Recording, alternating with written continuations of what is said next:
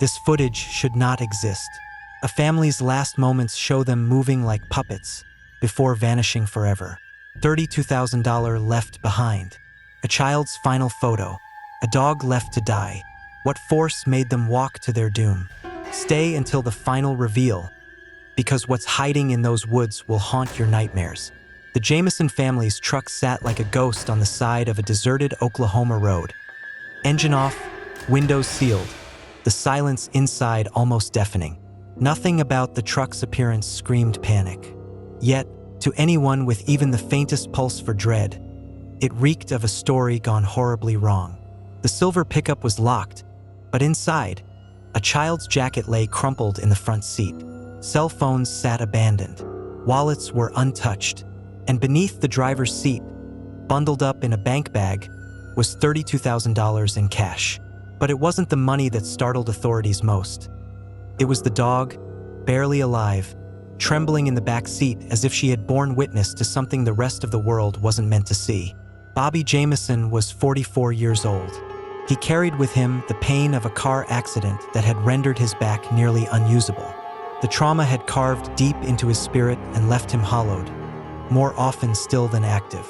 His wife, Sherilyn Jamison, was 40, a woman both electric and enigmatic, beautiful but erratic, her mental health an unpredictable storm.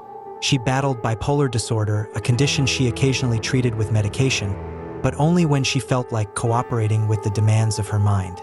Their daughter, Madison Jamison, was just 6 years old. She was the glue, the light in a house clouded by shadows. She didn't deserve any of what was coming.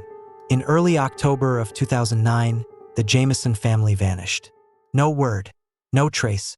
They simply left their home in Eufaula, Oklahoma, and were never seen alive again. Their disappearance stunned law enforcement and their small-town neighbors. But what truly cemented their fate as a mystery unlike any other wasn't their sudden vanishing act. It was what they left behind. The money, the footage, and later the bones. The day they disappeared had started like any other. There was nothing outwardly remarkable about the moment they piled into the truck. Bobby, Sherilyn, Madison, and their dog, Maisie. They had told almost no one where they were going, though there had been hints they were considering moving. Not to a neighborhood or a new home, but to a remote piece of land in Red Oak, Oklahoma, some 30 miles away.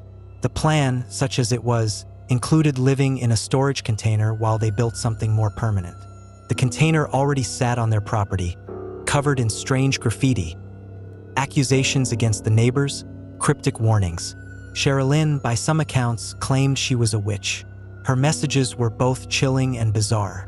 The Jamisons were known to be different, but no one had imagined their story would turn into a national enigma.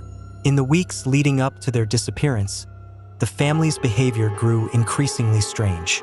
They had taken in a boarder, a man whose racist ideologies clashed violently with Sherilyn's partial Native American heritage. One confrontation nearly turned deadly. Sherilyn, fire weapon in hand, had chased the man off their land after firing at his feet. But even he, despite his violent tendencies, would be cleared by investigators. He had an alibi. He was not involved. Whatever happened to the Jamisons, it didn't begin with him.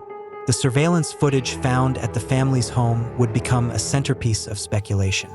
It showed Bobby and Sherilyn making repeated trips between their house and their truck. Dozens of them, carrying items, sometimes not carrying anything at all. Walking, stopping, staring into the distance, never interacting with each other, never speaking. They moved like ghosts rehearsing a routine they didn't understand. It was hypnotic, unnerving. The sheriff described it as trance-like. The video didn't capture the moment they drove away, but it captured the haunting sense that something was deeply wrong. 8 days passed before anyone really began to worry. The Jamisons often disappeared for short trips, sometimes into the woods, sometimes to escape technology. It wasn't unusual for them to vanish for a few days without explanation. But when they failed to return and phone calls went unanswered, concerns mounted. Madison's school had already been told she would be withdrawn, so her absence didn't raise flags at first. But then 2 hunters in the Panola Mountains stumbled upon the truck. There was no one in sight, The dog, dehydrated and starving, was barely hanging on. Inside, aside from the strange sum of cash, there was something else that made investigators pause. A letter. An 11-page note written by Sherilyn to Bobby, dripping with resentment and scorn. She called him a hermit. She painted their marriage as fractured. But despite the venom of her words, it lacked the tone of finality. It was rage, but not resolution. Police launched a search almost immediately. Their first clue came from GPS data recovered from the phones left in the truck. It showed a brief trip up a trail and back, about 15 minutes up the mountainside. They had walked up, stood somewhere in the woods, and then returned to the truck. But after that, the trail vanished. No calls, no messages, no pings, nothing but the truck left behind. And one photograph, a single image of Madison, taken at the summit of the trail. She stands, unsmiling, her expression unreadable. Analysts debated whether the photo was candid or coerced. Some believed it was taken by a stranger. Others believed it was one of her parents. But whoever took it, it was the last known image of her alive. The search area widened. Hundreds of volunteers and professionals combed the Panola Mountains. Dogs were brought in. Helicopters scanned from above. Yet there was nothing. Not a shred of clothing. Not a drop of blood. Not a single footprint outside the few originally discovered. It was as if the family had walked into the trees and simply dissolved. For 4 years, silence. The case grew cold. Investigators rotated out. Theories multiplied. Some believed the family had become lost and died of exposure. But the weather had been mild, and the Jamisons were found just 3 miles from their truck. If they had wandered and died, how had dozens of search teams missed them? Others were convinced it was a self-life-taking, that Sherilyn had snapped, unalived her husband and daughter, then herself.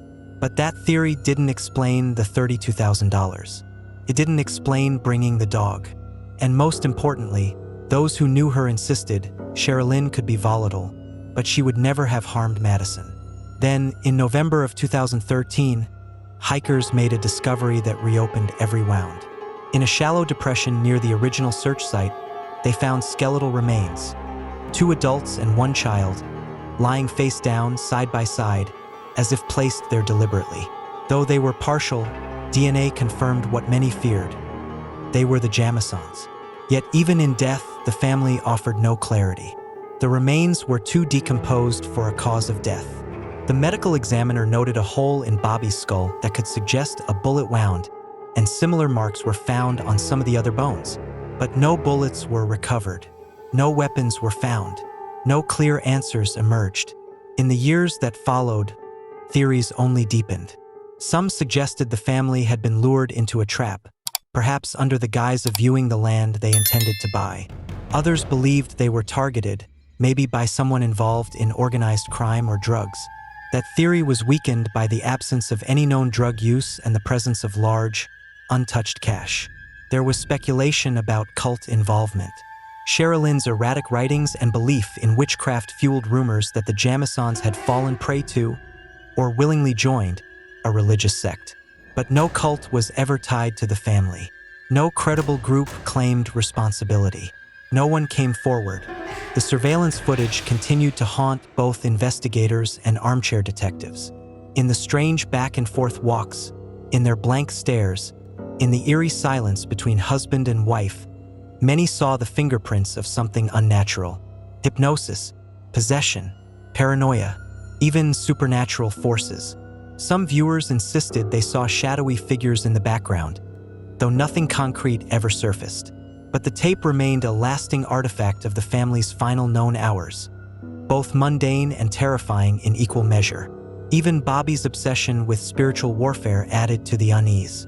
Before disappearing, he had spoken to his pastor about purchasing bullets capable of harming ghosts. He believed entities lived in the roof of their home. The Jamisons didn't just believe in the supernatural, they feared it. Sherilyn's painted threats on the storage container, accusing neighbors of poisoning cats, declaring witchcraft, added a sense of manic urgency to their final weeks. They weren't just escaping society. They were running from something. Those closest to the family insisted they had been targeted. That someone with a motive had gotten close enough to coerce them out of the truck without a struggle. That Bobby and Sherilyn wouldn't have left Madison behind unless they were trying to protect her. Yet all three walked to their death, side by side, without ever turning back. That was the most damning detail. If they had been chased or coerced, there would be signs of struggle. If they had wandered, why would they leave everything behind? Why take nothing with them? Some pointed to the letter, the rage inside it, the possible mental unraveling of a woman under pressure. But it read more like a journal than a plan. Others fixated on the money.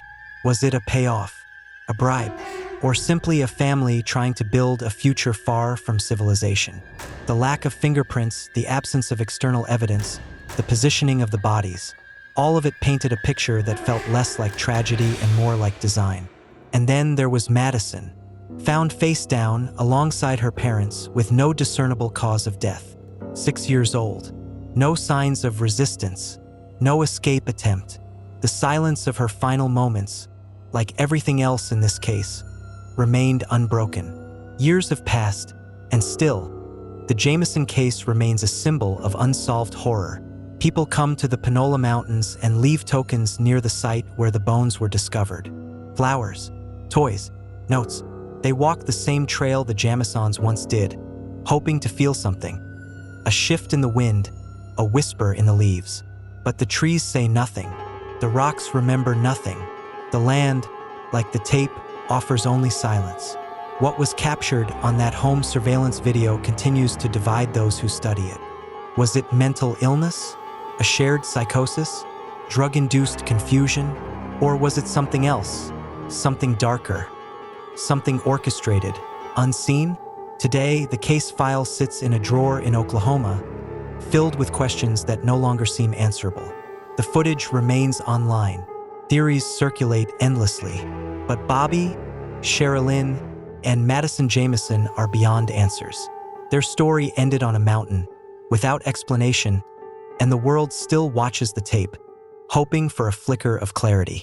But all it finds is a family moving without purpose, toward an end only they could see. Do you think the Jamisons were running from something, or walking toward it? Was their disappearance the result of human interference, psychological collapse, or something we still don't have words for? Why would they leave behind money, phones, and safety without a fight? Let us know what you believe happened in the comments. And don't forget to subscribe for more unexplained cases like this.